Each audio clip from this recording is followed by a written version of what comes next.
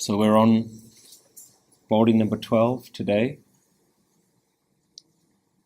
The previous 4 verses we've seen have focused on the glory of one who's reached a state of deep and profound awareness through listening.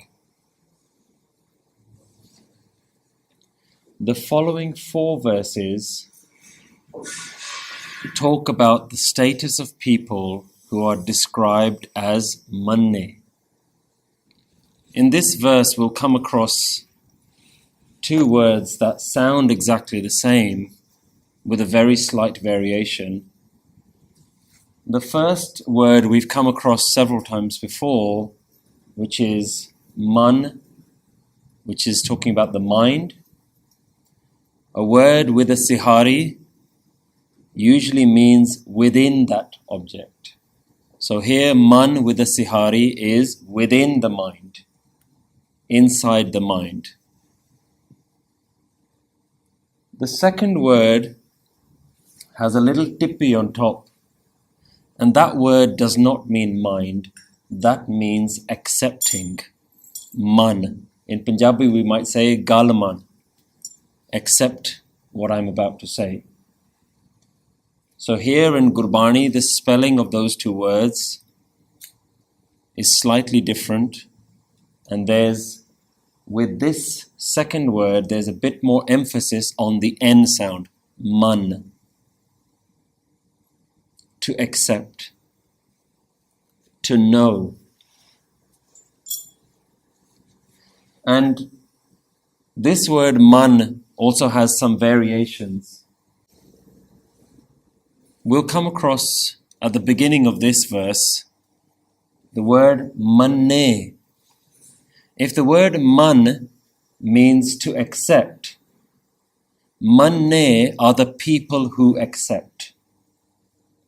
The word manne are talking about the people who are in this state of mind.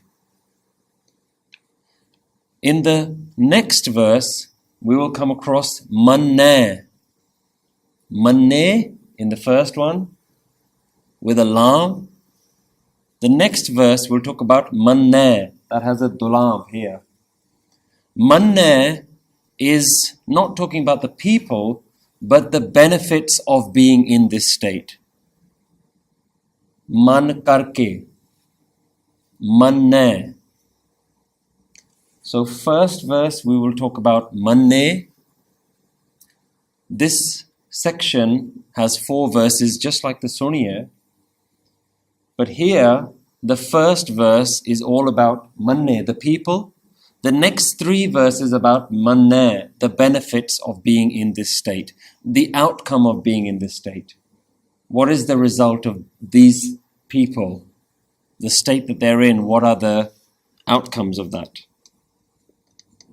So that's just a little bit about what we're going to be covering. Man, the mind. Man, manne, manne is all about accepting. Now, if we go back to the previous 4 verses, if we just think a little bit about what Guru Nanak Dev Ji was saying, so much emphasis, so much greatness was given to people who were in this state of deep listening, of awareness through listening. Suniya, and so much greatness was pouring out for those people, for that state, the benefit of being in that state of mind. Then what is the point of going any further? Isn't listening to the Guru's message enough? In verse 5, we get a little bit of an answer to this question. Guruji says that in order to reach the final goal, there's a combination of gaviye, suniye, man rakhiye pao. So suniye is just one cog in the larger piece that we have to become. The larger, complex dimension that we have to enter. And it involves gaviye, singing, suniye, awareness through listening, and man rakhiye pao, placing. So this is the word man there. Pao, which is love, within the mind.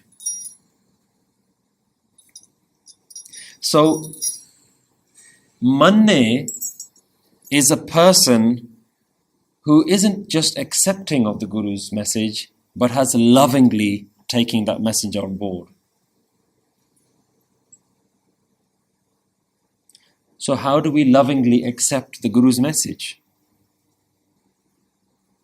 And why is this oneness and this message of the divine and ikonkar and all the wonderful things we've talked about so far, why is it so difficult to accept? Why hasn't this become the driving force in our life? And the truth of the matter is that the world and the people within the world have simply not experienced this non-dual state that Guru Nanak is talking about. Guru Nanak is talking about, right from the beginning, that me and everything else is one thing. In fact, there is no me, there is only it. And we simply spend our whole lives in a completely different state of mind. Our state of mind is me, myself, and I, and everything else is secondary, and everything else is separate from me. This is what we call duality. But to us, this feels real. And it feels real because of our senses, because of what we can see with our eyes, we can hear, we can smell, we can taste, we can touch. And because of our senses, our vision of the world is based on these five senses. In Punjabi, we call these senses Gyan Indriyan. All the knowledge that we have is based on these senses. And the Guru is teaching us something that is the opposite of everything that we know, everything that we can touch, everything that we can feel. He's teaching us something completely the opposite. And in fact, what the Guru is teaching us feels completely unnatural. Everything that we know and our interaction with Maya feels natural. So how can we accept something we haven't seen? Does the Guru just want you to believe something that you've never known, something you've never seen? But the truth is, you have seen God. The truth is, you are seeing God right now. You are hearing God right now. You are touching God right now. You are tasting God right now. That is the truth. That is simply the little switch that has to happen within you. And our problem is that we keep expecting God to be something else. Mr. God. We keep waiting for that guy. When we are blinded by the fact that all around us is that guy. But we're looking for some guy. We're looking for a person. We still call him God. And even though Gurbani hasn't used a word like that, we've simply superimposed our vision of God with the word Vaheguru. Vaheguru doesn't mean God. Ikonkar doesn't mean Mr. God. But because that whole idea of God is so ingrained within us, when we say Vaheguru, we look up. Paramatma. We go as far as to calling God Upparwala.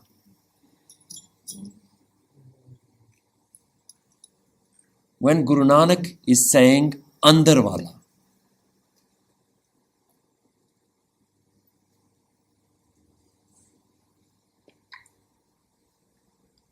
So Guruji isn't asking you to believe something you haven't known.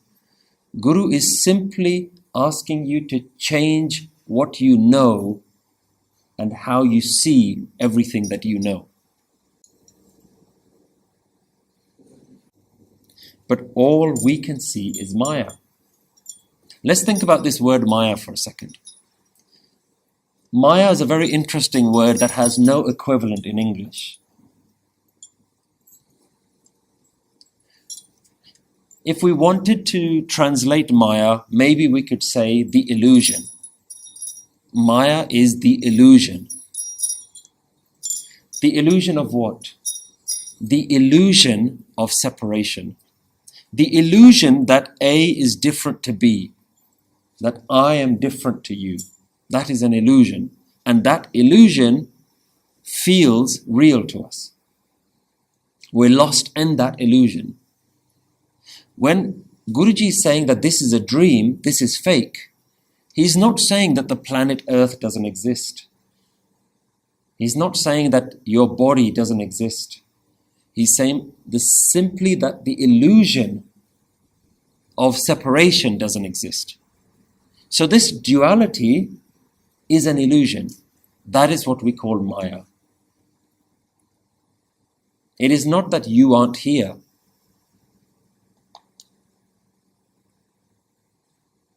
It is that you aren't you. Something is here, but it's not you. You are the illusion. Now, when an illusion is finding truth, and the illusion doesn't want to break its own illusion, how will it find the truth? Truth is all around you, but the one searching is stuck in a bubble of illusion. What has to break? The illusion has to break. The bubble has to break, and then the truth that was always there gets revealed. This is what Guruji is talking about. So Guruji isn't asking you to believe anything. Belief has no room in Sikhi. We can categorically say that we do not believe in God. What is the purpose of belief? Belief means to put your faith in something that you don't know to be true. I'll repeat that. Belief means to put your faith in something that you don't know to be true. And that's how all religions and common practice and all of society is expecting you to just believe in God. Guru Nanak Dev Ji's relationship with the divine wasn't a belief. Guru Nanak Dev Ji didn't believe in God. We are believing in the fact that we exist. That is the belief that we hold right now. We believe we exist. That's the thing that has to break. And that's the belief that Guru Nanak Dev Ji is trying to break. This is the Maya that Guruji talks about. You know, it's very easy to think about Maya as everything else, something separate. But you are the biggest Maya. Your very existence is the Maya, is the illusion. When you go deep within yourself and you find through listening what the Guru has already revealed, saying that this is already there. When you find that within yourself and you accept that this is the ultimate reality, this is the ultimate purpose of our life, then you become manne. One who has seen it, who has changed the way they think through experience, not through belief. Through experience, they've known themselves to be more than this illusion. They become manne. And that is why Guruji begins this first line by saying, those people, manne ki gat kahi na jaye. Let's be careful of the pronunciation here. The first verse is manne. It has a lam. Manne. The second verse in this series is manne. The difference is manne, manne. Lav, dulam. So here we're saying manne. Manne is the one who constantly understands, who constantly knows, and who has lovingly accepted the truth within themselves. Manne is the one who has lovingly accepted the truth of their true nature. The word gat comes from gati. It means the level or the status. You might use the word avastha, that spiritual level that they're at. Guru Nanak Dev Ji says, Manne ki gat kahi na jaye.